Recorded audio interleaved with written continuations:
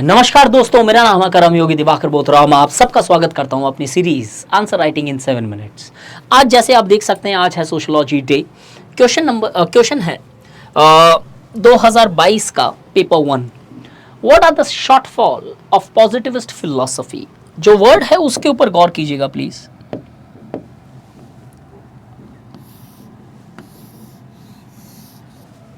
That gave rise to non-positivist methods of studying social reality।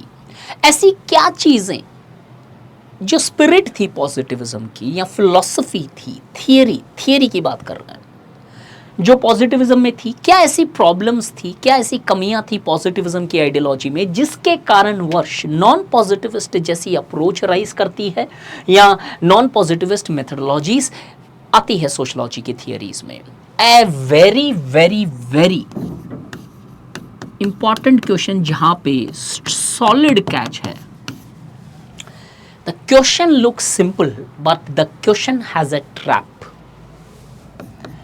Trap would be a wrong word, the question has a catch. वो है positivist philosophy. ज्यादातर लोग इसमें methodology discuss करके निकल लेंगे।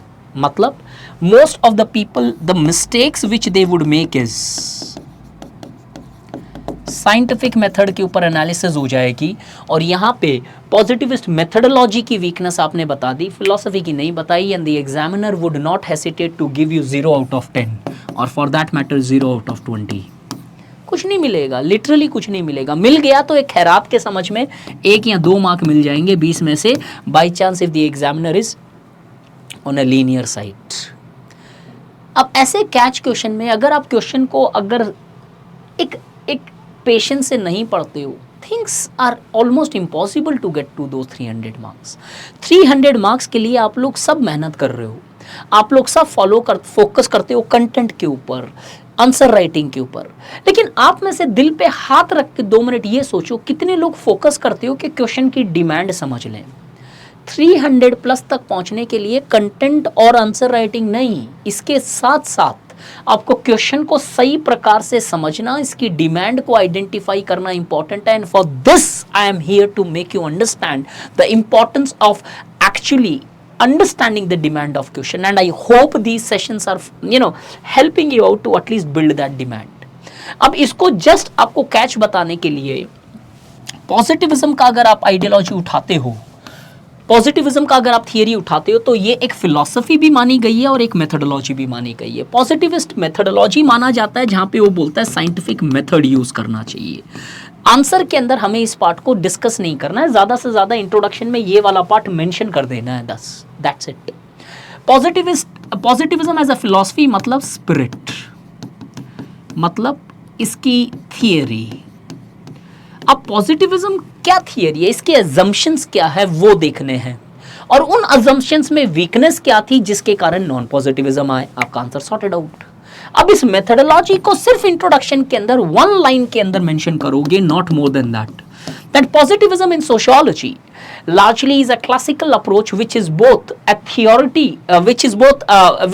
theory as well as a methodology।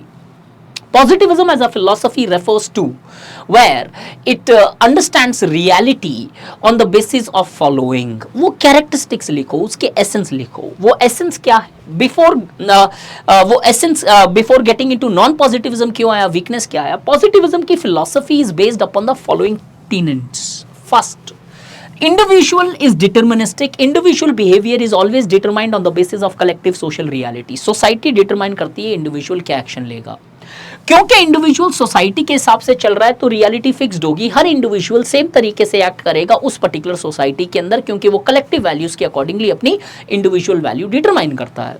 और क्योंकि रियलिटी फिक्स्ड है तो यूनिवर्सल थियरी पॉसिबल है। मैंने कहीं पे भी मेथड का डिस्कशन ही नहीं किया बिकॉज वो पूछ नहीं रहा, तो मैं बताऊं क्यों। इंट्रो में बता दिया मेथडोलॉजी और फिलॉसफी। तो positivism as a philosophy is based upon these assumptions. अब इन अजम्पशंस में क्या प्रॉब्लम थी जिसके वो प्रूव करना है, preferably by an example if you can do, और बाद में आपको ऑटोमेटिकली हो जाएगा कि नॉन पॉजिटिविज्म आके इन तीनों चीजों को टैकल कर लेता है. But before getting into further aspects, just a small announcement here, not take much of your time. July batch of sociology is starting from 18th of July. Do enter into this batch and really feel the sociology is, I mean the spirit of sociology, if I have to use the existing question, कि किस तरीके से पढ़ी जाती है sociology. I do understand there are very great professors, scholars, और in fact हो सकता है आप भी शायद मुझसे बेहतर पढ़ते हो या पढ़ सकते हो, but just the experience which UPSC has given me, that is something which I am at the best telling you in these classes, because content नहीं, सोशोलॉजी में पर्सपेक्टिव चाहिए, and this class is all about developing those perspective, because once the perspective is right the content automatically becomes right. अब shortfall क्या थी positivism के अंदर? सबसे पहली शॉर्टफॉल थी, तो मैंने पहले तो टीनेट्स बता दिए इंट्रोडक्शन में. Positivism as a philosophy and a method दोनों है. Positivism as a philosophy largely means कि किस तरीके से इंडिविजुअल डिटरमिनिस्टिक होता है, उससे रियलिटी फिक्स्ड है, और यूनिवर्सल थियरीज. अब बॉडी के पहले पार्ट में, ये बॉडी वाला पार्ट है, बॉडी के पहले पार्ट में आप लिखोगे कि शॉर्टफॉल्स इन पॉजिटिविज्म क्या है. पहला, it ignored the values. Take the example of Emile Durkheim suicide. Emile Durkheim ने सुसाइड का सोशोलॉजिकल एक्सप्लेनेशन दिया, लेकिन उन्होंने ये कभी रिकॉग्नाइज नहीं किया कि इंडिविजुअल की पर्सनल कॉजेज भी है. Durkheim says the personal causes may exist behind suicide, but at the best social scientist और a sociologist should ignore that. इन्होंने ऑन फेस वैल्यू जो है, वैल्यूज को कंप्लीटली इग्नोर मारा, सिर्फ और सिर्फ फैक्चुअल बेसिस पे चीजों को पढ़ा, और ये उसका सबसे बड़ा एक इंपॉर्टेंट प्रॉब्लम रहा जिसके बेसिस पे नॉन पॉजिटिविज्म के लिए फर्टाइल ग्राउंड बने. Next, over socialised view of man. कहीं ना कहीं ये इतना सोशलाइज मान के चलते थे इंडिविजुअल को कि every time the individual would largely act, react, substantiate, deliberate, interact on the basis of social notion, social norms, clearly reflected in the तालकट Parsons writing of social system theory. Clearly reflected, अगर आपको लिखना है by chance, Marxian theory of class and class conflict, कि किस तरीके से सारे slaves में कॉन्शियसनेस नहीं थी, किस तरीके से प्रोलिटेरिएट में क्लास कॉन्शियसनेस आ जाएगी. रियलिटी में देखने को मिलता है कि प्रोलिटेरिएट में आज क्लास कॉन्शियसनेस है, तो साथ ही साथ में कास्ट कॉन्शियसनेस भी है, एथनिक कॉन्शियसनेस भी है. स्लेव्स के अंदर भी कॉन्शियसनेस हुआ करती थी, मार्क्स ने उसे इग्नोर किया. Therefore two important shortfall of positivism is that it ignored the value and at the same time it took over socialised view of man, clearly elaborated by two different theories, ताकि shortcoming mention करने के साथ साथ इनको elaborate भी कर दो आप.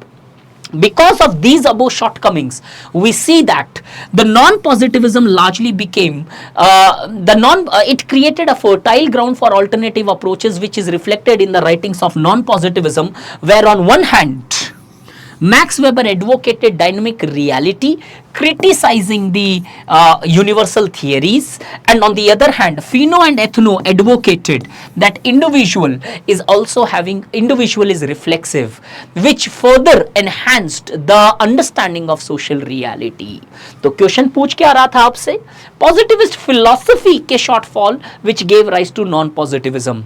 मैंने पॉजिटिविस्ट फिलॉसफी पहले बताई, उनके शॉर्टफॉल बाद में बॉडी में बताई, और इस शॉर्टफॉल से किस तरीके से लेटर नॉन पॉजिटिविस्ट डेवलप हुआ वो भी ऐड किया यहां पे. और अगर इसका कंक्लूजन देखें तो कंक्लूजन मैंने चूज किया यहां पे कि कंट्रीब्यूशन से करूं कि despite the shortfalls of positivism, although the shortfalls of positivism led to the rise of alternative approach in sociology reflected in the writings of non positivism seen through the works of Max Weber, Alfred Schutz, Peter Berger, or for that matter Harold Garfinkel. But despite these alternative approaches, the positivism did immensely contribute for the discipline of sociology, as it was the positivism which led to the institutionalization of discipline of sociology. कि मान लिया shortfall थी positivist philosophy के अंदर, but कहीं ना कहीं इसी थियरी ने सोशोलॉजी को एक इंस्टीट्यूशनलाइज सब्जेक्ट मैटर बनाया, इंस्टीट्यूशनलाइज एस्पेक्ट दिए सोशोलॉजी को. इस तरीके से अगर आपको सोशोलॉजी पढ़नी है, as I have already said, get into the batch. और बैच में आने से पहले सपोज लग रहा है कि नहीं पैसे दे दिए और सर ने अच्छा नहीं पढ़ाया, तो मेरी एक सीरीज है सोशोलॉजी इन 10 मिनट्स, जहाँ पे 60 लेक्चर है. 10-10 मिनट में मैंने एक एक टॉपिक को बहुत क्लियर क्रिस्टल करके एक्सप्लेन किया है. पहले वो देखो, फिर बैच के बारे में सोचो। Thank you so much. Use the code DIVLIFE if you are interested to get into the batch. Thank you.